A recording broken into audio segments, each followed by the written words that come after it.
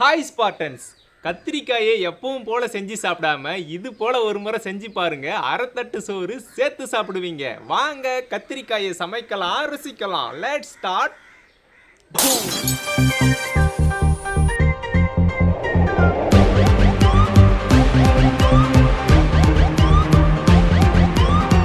First கத்திரிக்காய், வெங்காயம், தக்காளி, பூண்டு இதெல்லாம் அடுப்பில் சுட்டு தான் சமைக்க போகிறோம். வாங்க இதெல்லாம் கழுவிட்டு அப்படியே அடுப்பில் சுட்டுக்கலாம்.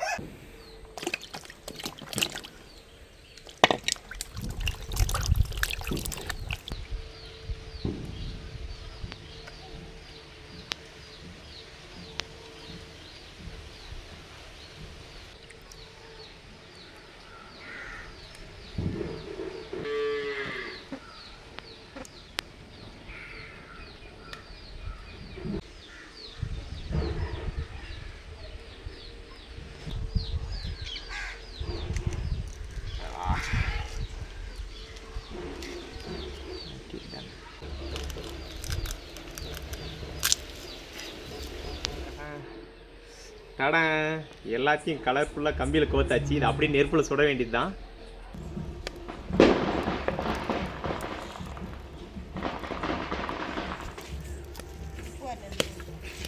தக்காளி, வெங்காயம், கத்திரிக்காயெல்லாம் வேகும்போது எல்லாத்துமேலேயும் அப்படியே எண்ணெய் அப்ளை பண்ணி விடலாம்.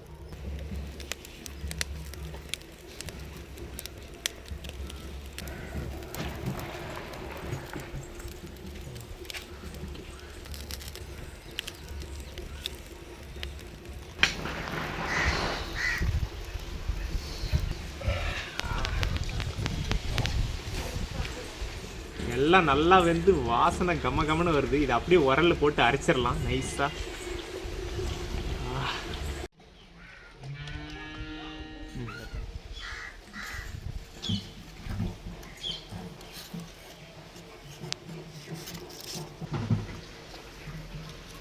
வெங்காயம், பூண்டு, கத்திரிக்காய் தொட்டு இந்த மாதிரி மேல் தோலெல்லாம் எடுத்துடலாம்.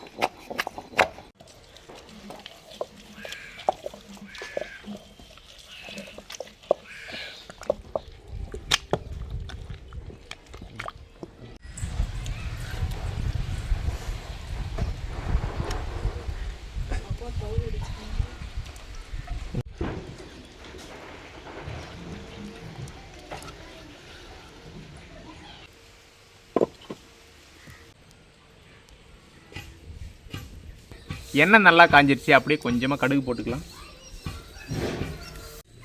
கடுகு நல்லா வெடிச்சதும் கொஞ்சமாக கறிவேப்பிலை,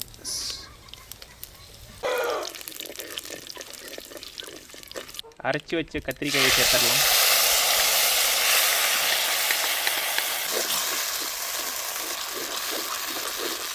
மஞ்சள் தூள், கொஞ்சமாக கரம் மசாலா, ஃபைனலாக உப்பு கொஞ்சம். கூடவே கொஞ்சமாக தண்ணி சேர்த்து நல்லா கொதிக்க வச்சுக்கலாம்.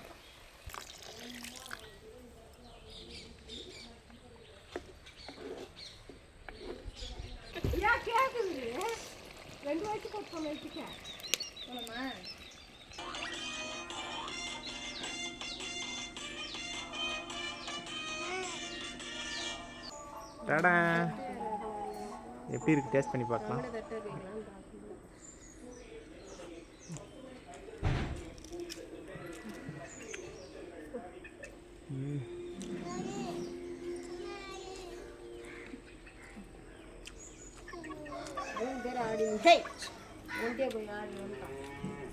சுட்ட கத்திரிக்காய் சட்னி பிரியாணியோடு வச்சு சாப்பிடும்போது செம்ம டேஸ்ட்டாக இருக்குது.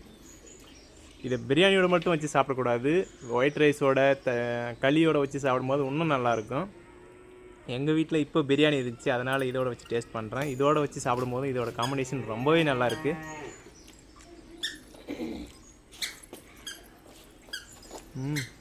சுட்ட கத்திரிக்காய் சட்னி நல்லா இருக்குது. ட்ரை பண்ணி பாருங்கள். அடுத்த வீடியோவில் பார்க்கலாம். டாட்டா பாய்.